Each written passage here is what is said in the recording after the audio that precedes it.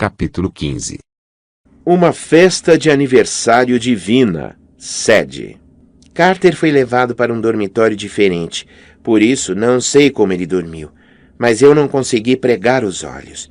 Teria sido difícil com os comentários de Zia sobre passar nas provas ou morrer, mas ficou ainda pior pelas acomodações. O dormitório feminino não tinha nada do conforto da mansão de Amós. Das paredes de pedra minava a umidade. Imagens sinistras de monstros egípcios dançavam pelo teto à luz das tochas. Minha cama parecia uma maca suspensa, e as outras meninas em treinamento, iniciadas, Zia as chamava, eram muito mais novas que eu. Por isso, quando a velha governanta do dormitório ordenou que elas dormissem imediatamente, todas obedeceram. A governanta acenou com a mão e as tochas se apagaram. Ela fechou a porta ao sair e ouviu o som de fechaduras e trancas.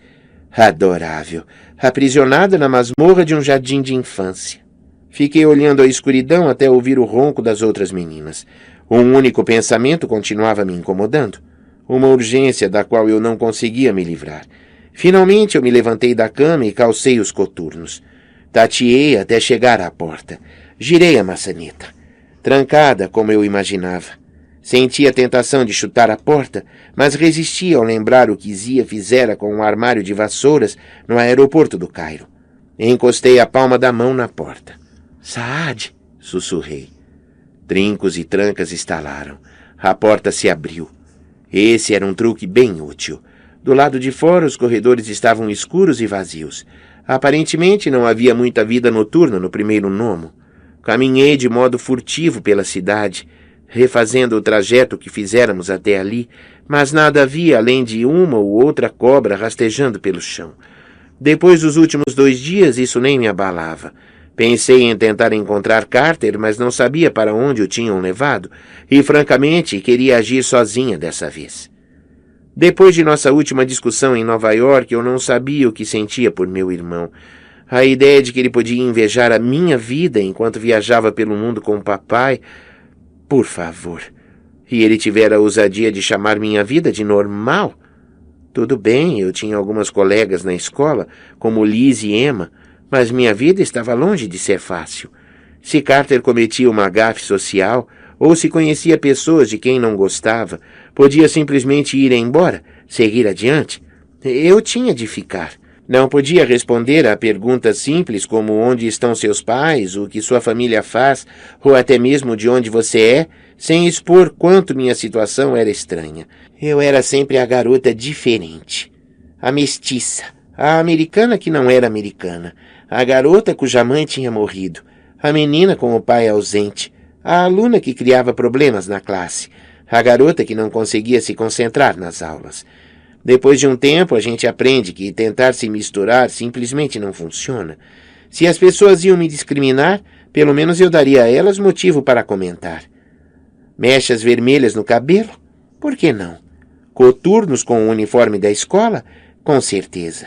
O diretor diz que vai ter de chamar meus pais e eu digo a ele que desejo boa sorte na missão impossível. Carter nada sabe sobre minha vida. Mas já chega disso. O que importa é que decidi realizar sozinha essa exploração em especial, e após algumas tentativas fracassadas, encontrei o caminho de volta ao Salão das Eras. O que eu pretendia? Você pode estar se perguntando. Certamente eu não queria encontrar novamente o Monsieur malvado ou o sinistro Lorde Salamandra, mas eu queria ver aquelas imagens, lembranças como Zia as chamara. Empurrei a porta de bronze. O salão parecia deserto. Não havia bolas de fogo flutuando, nem hieróglifos cintilantes, mas ainda havia entre as colunas as cenas mágicas, inundando o salão com uma luz estranha, multicolorida. Dei alguns passos com nervosismo. Eu queria dar mais uma olhada na Era dos Deuses. Em nossa primeira jornada pelo salão, algo naquelas imagens tinha me afetado intensamente. Sabia que Carter tinha pensado que eu entrara num transe perigoso, e Zia havia me avisado que as cenas derreteriam meu cérebro, mas eu tinha a sensação de que ela só queria me assustar. Senti uma ligação com aquelas imagens, como se houvesse nelas alguma resposta, uma informação vital da qual eu precisava. Pisei fora do tapete e me aproximei da cortina de luz dourada. Vi dunas de areia mudando de lugar com o vento, nuvens de tempestade se formando, crocodilos deslizando pelo Nilo. Vi um salão enorme cheio de foliões. E toquei a imagem. Fui parar no Palácio dos Deuses. Seres imensos passavam por mim mudando de forma, de humanos a animais e a pura energia. Em um trono no centro da sala estava um musculoso africano em ricas vestes negras. Seu rosto era bonito e os olhos eram castanhos e calorosos. As mãos pareciam fortes o bastante para esmagar pedras. Os outros deuses celebravam em torno dele. Havia música, um som tão poderoso que o ar fervilhava. Ao lado do homem vi uma bela mulher de branco, a barriga protuberante sugerindo um início de gravidez. Sua forma tremulava. Às vezes parecia ter asas multicoloridas. Então ela me olhou e perdi o fôlego. Seu rosto era o de minha mãe. Ela não parecia me ver. De fato, nenhum dos deuses parecia perceber minha presença, até que uma voz atrás de mim perguntou: "Você é um fantasma?" Eu me virei e vi um menino bonito, de uns 16 anos, inteiramente vestido de preto. Sua pele era pálida, mas seus olhos eram castanhos e lindos, como os do homem sentado no trono. Os cabelos eram longos, pretos, emaranhados, bastante despenteados, mas eu gostava. Ele inclinou a cabeça e finalmente compreendi que o garoto havia feito uma pergunta. Tentei pensar em alguma coisa para dizer. Como? Oi? Quer se casar comigo? Qualquer frase teria servido, mas tudo o que consegui fazer foi sacudir a cabeça. Não é um fantasma, concluiu ele. Um Ba, então. Ele apontou para o trono. Observe, mas não interfira. Eu não estava muito interessado em olhar para o trono, mas o menino de preto se dissolveu numa sombra e desapareceu. Minha distração foi embora. Isis, disse o homem no trono. A mulher grávida olhou para ele e se curvou. Meu senhor Osíris, feliz aniversário. Obrigado, meu amor. E logo estaremos celebrando o nascimento de nosso filho, Horus, o Grande. Em sua nova encarnação, ele será ainda mais grandioso. Trará paz e prosperidade ao mundo. Isis segurou a mão do marido. A música continuava tocando. Os deuses comemoravam. O ar parecia pulsar em uma dança da criação. De repente, as portas do palácio se abriram com uma rajada de vento. Um vento forte que fez tremular a chama das tochas. Um homem entrou no salão. Ele era alto e forte, quase um gêmeo de Osíris, mas tinha a pele vermelho escura, vestes cor de sangue e uma barba pontuda. Parecia humano, exceto quando sorria. Então seus dentes se transformavam em presas. Seu rosto se alterava, ora humano, ora com traços de lobo. Tive de sufocar um grito porque eu já tinha visto aquele rosto de lobo antes. A dança parou. A música cessou. Osíris se levantou do trono. Sete, disse ele em tom ameaçador. O que faz aqui? Sete riu e a tensão na sala se desfez. Apesar dos olhos cruéis, ele tinha uma gargalhada contagiante, muito diferente do guincho que soltara no British Museum. Era despreocupada e amistosa, como se ele não tivesse nenhuma má intenção. Eu vim celebrar o aniversário de meu irmão, é claro, exclamou o recém-chegado. E trago entretenimento. Ele apontou para trás. 4 homens muito grandes com cabeça de lobo entraram no salão, carregando um caixão dourado cravejado de pedras preciosas. Meu coração disparou. Era a mesma caixa que Sete utilizara para aprisionar meu pai no British Museum. Não, senti vontade de gritar. Não confie nele. Mas os deuses reunidos diziam muitos "oh" e "ah", admirando o caixão pintado com hieróglifos dourados e vermelhos, adornado com jades e opalas. Os homens-lobo puseram-no no chão e eu vi que não havia uma tampa. O interior era forrado de linho preto. Este esquife de dormir, anunciou Sete, foi feito por meu melhor artesão, com os mais caros materiais. Seu valor é incomensurável. O Deus que nele se deitar, mesmo que só por uma noite, terá seus poderes multiplicados por 10. Sua sabedoria nunca falhará. Sua força nunca diminuirá. É um presente. Ele sorriu acanhado para Osíris. Para o único Deus que couber nele perfeitamente. Eu não teria corrido para a frente da fila, mas os deuses se apressaram. Eles se empurravam tentando chegar ao caixão dourado. Alguns entraram, mas eram pequenos demais. Outros eram muito grandes. Mesmo quando tentavam mudar de forma, não tinham sorte, como se a magia do caixão os estivesse enganando, trapaceando. Nenhum deles cabia perfeitamente.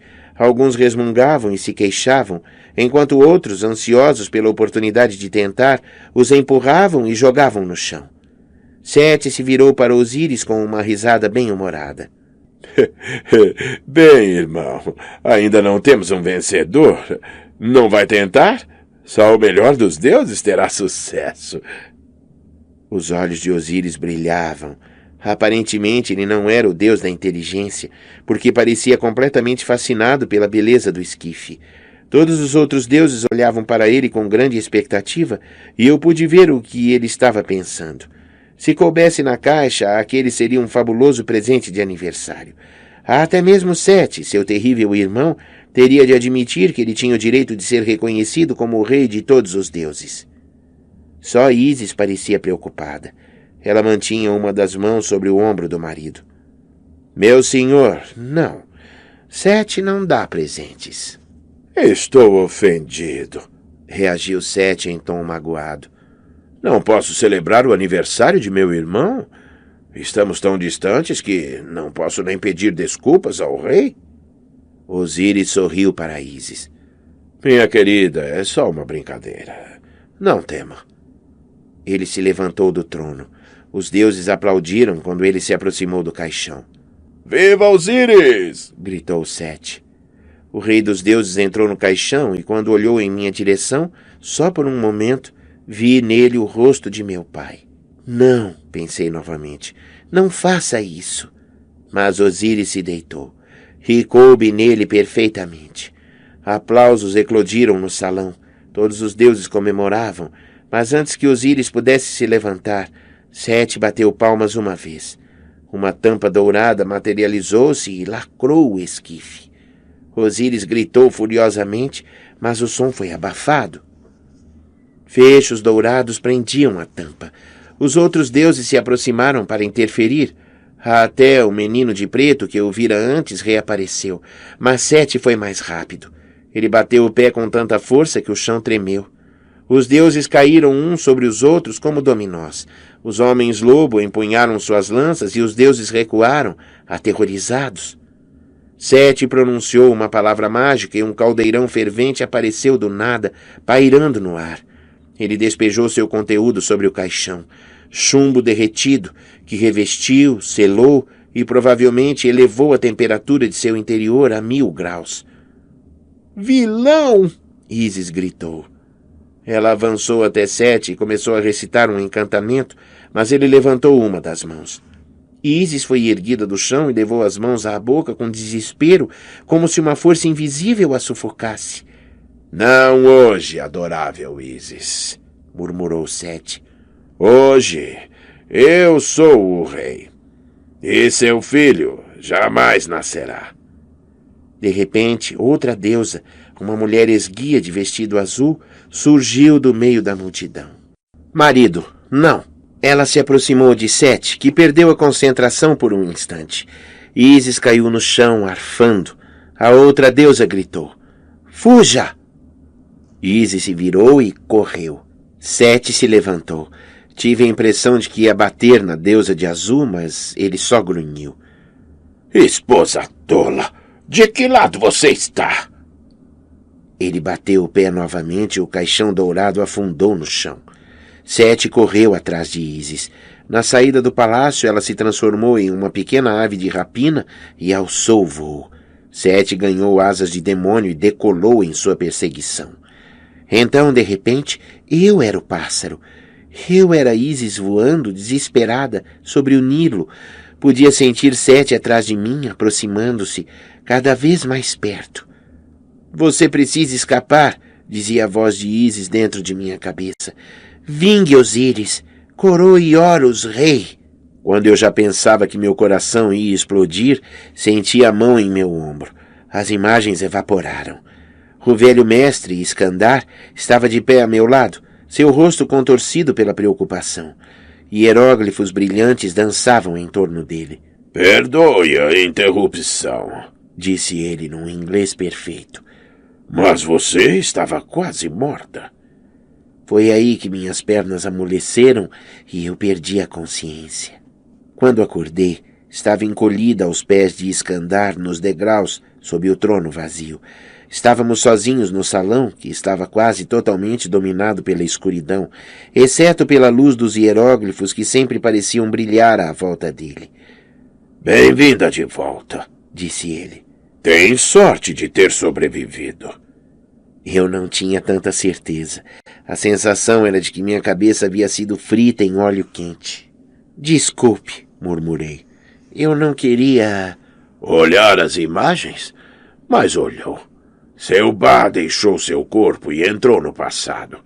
Não havia sido prevenida? Sim, admiti. Mas fui atraída pelas imagens. Iskandar olhava para o vazio como se lembrasse algo de um passado distante. É difícil resistir a elas. Você fala inglês com perfeição, comentei. Iskandar sorriu. Como sabe que estou falando inglês? Talvez você esteja falando grego. Eu esperava que ele estivesse brincando, mas não podia afirmar com certeza. O homem parecia frágil e afetuoso, mas era como estar sentada ao lado de um reator nuclear. Tinha a sensação de que ele representava um perigo muito maior do que eu gostaria de saber. Você não é realmente tão velho, é? Perguntei. Quer dizer, velho o bastante para lembrar os tempos ptolomaicos. Eu sou exatamente tão velho, minha querida. Nasci no reinado de Cleópatra VII. Ah, por favor. É verdade, eu garanto. Foi com pesar que testemunhei os últimos dias do Egito, antes de aquela rainha tola perder nosso reino para os romanos.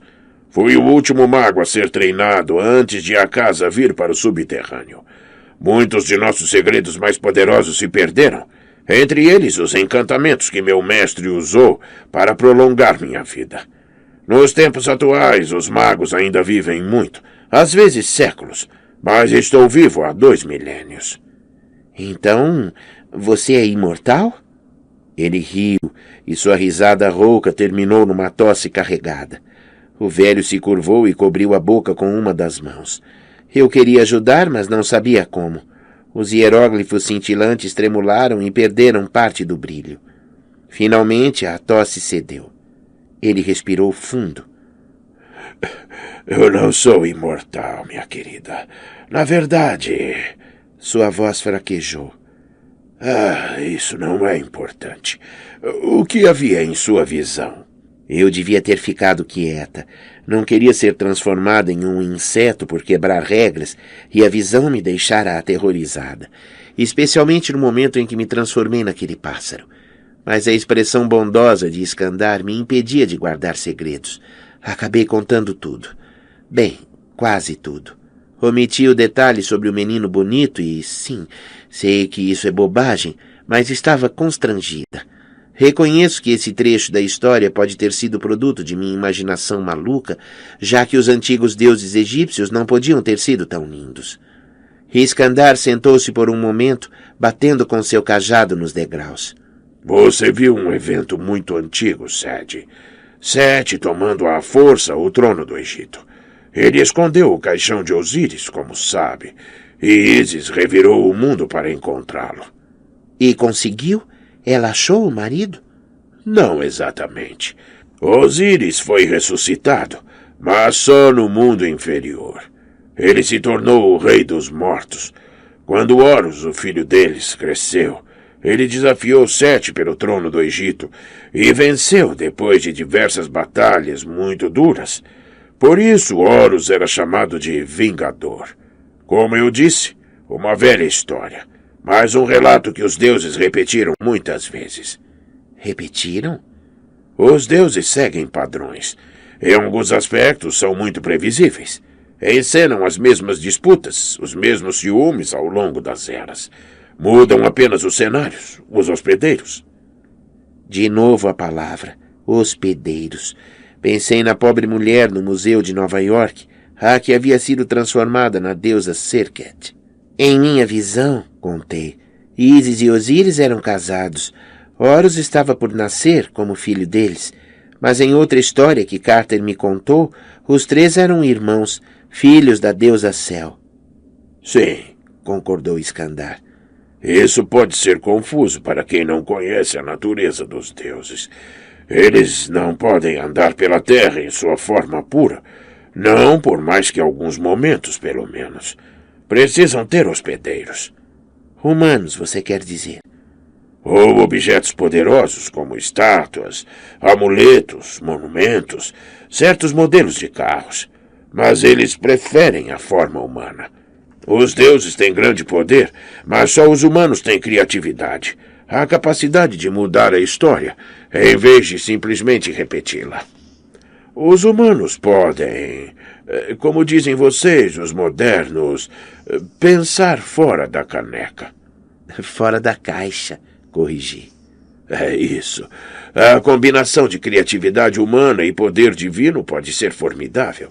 De qualquer maneira, quando Osíris e Ísis caminharam pela terra no início, seus hospedeiros eram irmão e irmã. Mas hospedeiros mortais não são permanentes. Eles morrem, esgotam-se. Posteriormente, Osíris e Ísis tomaram novas formas. Humanos que eram marido e mulher. Horus, que em uma vida anterior havia sido irmão deles, nasceu nessa nova vida como o filho do casal. Isso é confuso e um pouco indecente.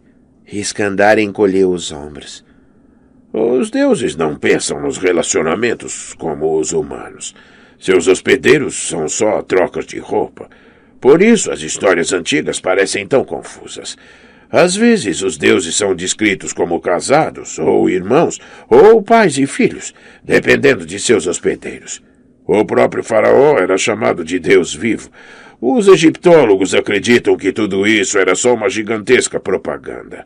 Mas o fato é que era literalmente verdade. Os faraós mais importantes se tornaram hospedeiros de deuses, normalmente de Horus.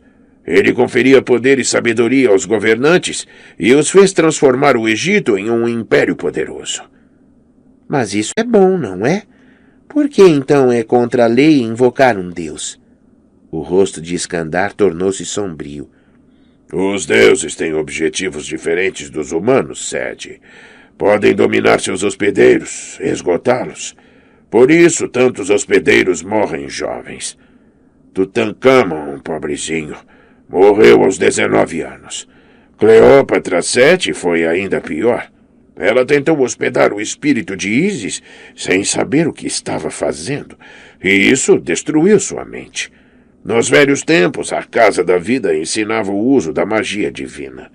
Iniciados podiam estudar o caminho de Horus, Ísis, Sekhmet ou de muitos outros deuses, aprendendo a canalizar seus poderes.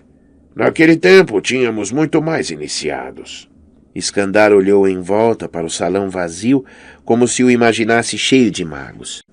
Apenas de tempos em tempos, alguns adeptos conseguiam invocar os deuses. Outros tentavam hospedar seus espíritos, com graus variados de sucesso. O maior objetivo era se tornar o olho de um deus, uma união perfeita de duas almas, a mortal e a imortal. Poucos conseguiam, mesmo entre os faraós, que nasciam para essa missão. Muitos se destruíam tentando. Ele virou a palma da mão para cima e tinha a mais profunda linha da vida que eu já vira. Quando o Egito finalmente caiu sob o poder dos romanos, ficou claro para nós, para mim, que a humanidade, nossos governantes, até o mais poderoso dos magos, não possuía mais a força de vontade para dominar o poder de um deus. Os únicos que podiam... Sua voz falhou. O quê? Nada, minha querida. Eu falo demais. Fraqueza de um velho. Está falando dos que tinham o sangue dos faraós, não é? Ele me encarou. Seus olhos já não pareciam opacos, leitosos. Eles agora queimavam de intensidade. Você é uma menina fabulosa. Lembra-me sua mãe. Agora eu estava boquiaberta. Você a conheceu? É claro que sim. Ela foi treinada aqui, como seu pai. Sua mãe... Bem, além de ser uma cientista brilhante, tinha o dom da adivinhação, uma das mais difíceis formas de magia, e foi a primeira em séculos a possuí-la. Adivinhação? Ver o futuro. É uma tarefa difícil, nunca é perfeita, mas ela tinha visões que a fizeram buscar orientação em lugares pouco convencionais. Visões que fizeram até este velho questionar algumas crenças muito antigas. Ele voltara à terra das lembranças, o que já era bastante irritante quando os meus avós o faziam, e se tornava simplesmente de enlouquecer quando quem viajava era um mago poderoso com informações valiosas. Iskandar? Ele me olhou com alguma surpresa, como se tivesse esquecido que eu estava ali. Desculpe, Sed. Acho que devo ir direto ao ponto. Você tem um caminho difícil pela frente, mas estou convencido de que é um caminho que deve seguir, pelo bem de todos nós. Seu irmão vai precisar de sua orientação. Tive vontade de rir. Carter vai precisar de minha orientação? Para quê? E que caminho é esse? Tudo a seu tempo. As coisas devem seguir seu curso. Resposta típica de um adulto. Tentei conter a frustração. E se eu precisar de orientação? Zia, respondeu ele sem hesitar. Ela é minha melhor discípula e é sábia. Quando chegar a hora, saberá como ajudar você. Certo, concordei um pouco desapontada. Zia. Por hora você deve descansar, minha querida. E tudo indica que também posso repousar finalmente. Ele parecia triste, mas aliviado. Eu não sabia sobre o que Iskandar estava falando, mas nem tive tempo ou chance de perguntar. Lamento que nosso tempo juntos tenha sido tão breve. Durma bem, Sed Kane. Mas... Iskandar tocou minha testa, e eu mergulhei num sono profundo e sem sonhos.